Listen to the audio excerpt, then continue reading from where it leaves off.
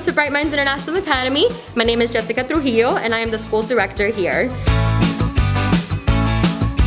We are a preschool located here in Tamarac. We do service ages 1 to 5 years old. One of the biggest questions that we had here was, how do we get our children to connect and get back into a routine, and how else can we offer them help while feeling safe as well? They use the language of thinking every single day. You can see here that I am wearing my thinking keys, and all of my staff wear their thinking keys on a daily basis. And with these thinking keys, it helps us promote a language of thinking. What is language of thinking? Language of thinking is asking questions, open-ended questions, creative questions. What makes you say that? I wonder. I'm not sure. Can we expand on that? We scan, we express, and these are some of the things that we are implementing and asking the children on a daily basis.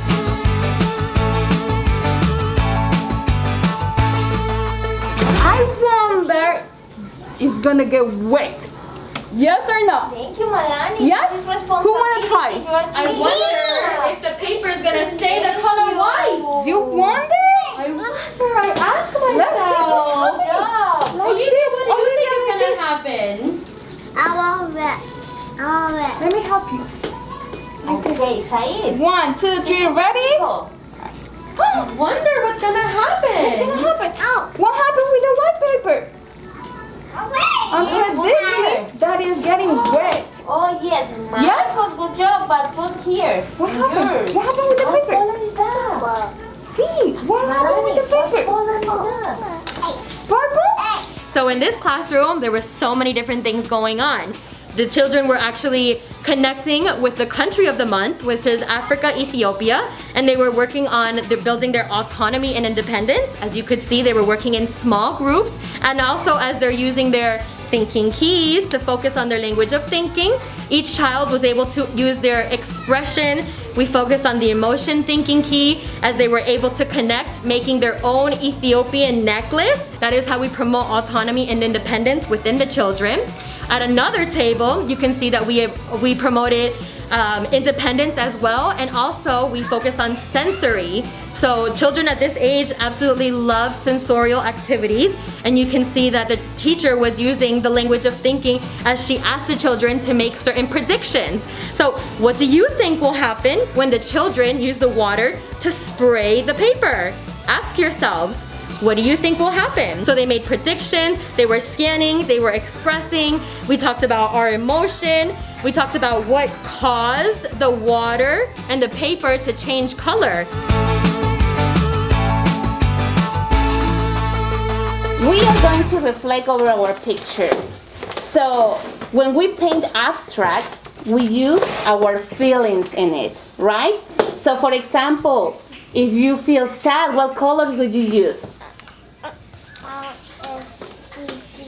If we feel sad, we have to use blue. Blue. What about you, Victoria? I'll use white and blue. White and blue. You, baby. I will use yellow. Yellow. Gael. I'll use pink. Pink if you feel sad. Okay. What about you, Duda? If you feel happy. Black. Red and black if you are mad. Okay, or sad. So when we paint, when we try to express our feelings, we use different colors. We are not the same. So that is abstract art. We use our emotion, okay, to express our art. I'll be sad for purple. I thought when you said happy, I thought you said sad. Yes, sad, because I was the first question, then I changed it. Sorry, my love. Honey. I don't want to use pink when sad. I'm just going to use purple. You want to use purple when sad. That is a better, that's people usually when they are sad, they use purple. That's an emotion, baby. That's your emotion. We are going to express right now our different emotions in this piece of art. We're going to use painting. When I'm sad, I use gray. Gray too. That's how an artist, that is your view of point, and that is our, when we're talking here as an artist, we express the viewpoint of the artist, but you also have your point of view about art and how you express your emotions through your colors. And that's what we're gonna do right now. We're gonna paint and we're gonna express our emotions using our paintings, okay? So this is actually called our tutor time program, where we do have our elementary age students. The cool thing about this age group is that upon keeping them connected with their routine every day on their computers and with their teachers, doing their work, their daily assignments, we also are immersing them within our language of thinking and using our culture of thinking as well. So as you were seeing in the activity that the teacher was doing, she touched bases on emotion. We used our viewpoint thinking key, and the awesome thing is that with this age group, they're old enough so they can give us their point of view, they can express themselves a little bit more, and we've had the opportunity to be able to immerse them within this language of thinking. So as you guys saw, when we first came in here, they were talking about they were themselves the artist. You can see that at the end, they put their thinking routine up on a documentation as the final product. And these pictures will also be sent to the parents today via Classroom Dojo so they can see the fun activities that their children are doing while here at our school, Bright Minds International Academy. Let's go take a look at the next class. How would you feel if your necklaces were all one color and not colorful? Because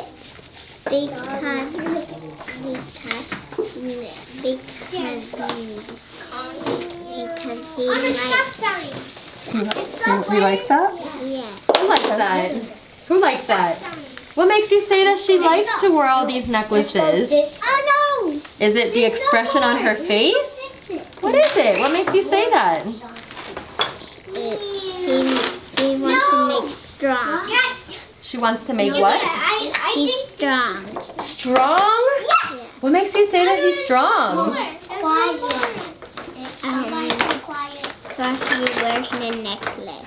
Oh, because she's wearing so many necklaces and that's what's making her strong? Yeah. Do you think that the necklaces weigh heavy or they weigh light? Mr. Mo, why did you not give me two? All right, guys. Tell me about the necklace. How does it look? It looks like beautiful. It looks like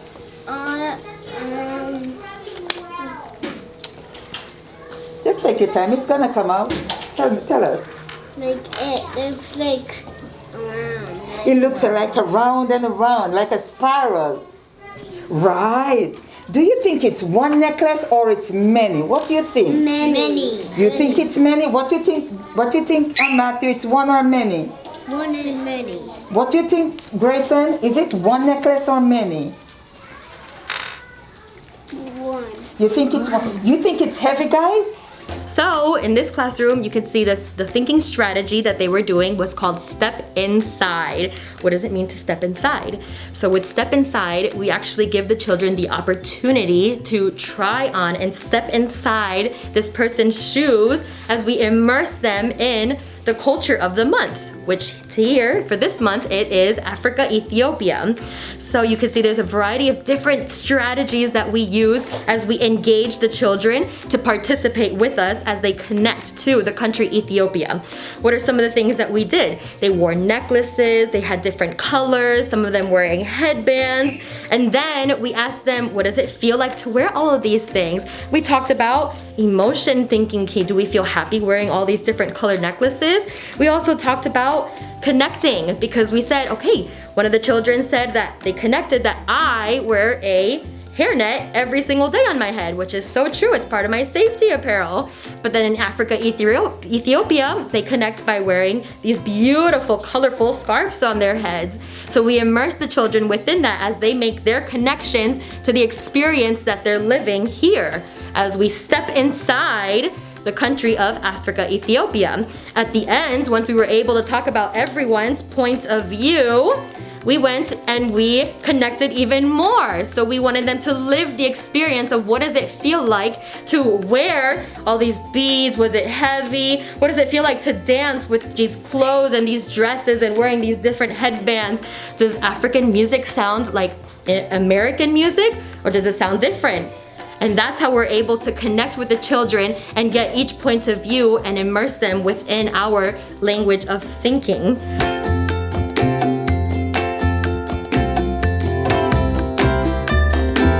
Okay, so Jojo, how do we cause our waters to stay clean? What can we do? We can mix. You can mix? Yeah. But what about all this garbage? What can we do with the garbage instead of throwing it in the ocean? No, it goes in the trash. It goes in the trash can. Good connection. So here were my threes, and you can see that they were touching bases on a sensory activity. We actually had multiple sensory activities in here. In this classroom, they were actually talking about the theme of the month, which is Animal Planet. And we were actually focusing on the underwater domain. So they were doing so many cool activities. For example, one of them was they were washing the animals using toothbrushes to take off all the excess oil from an oil spill that happened in the ocean. And they were also using tongs, pinchers, to remove the pieces of trash from the ocean. So in this activity, they were using a variety of different strategies. The teacher was able to observe fine motor skills as the children used the pinchers to grab the pieces of garbage out and throw them into the garbage can where they belong. We also talked about the function of a trash can and how it is our responsibility to throw trash away in the trash can where it belongs rather than in our waters and in our oceans. So as you can see, with this culture and curriculum that we use, we are able to immerse and engage the children in so many different fun strategies and thinking routines. And also the teacher is able to find different ways that work for her children and see what it is that the children need more of or what it is that they need less of.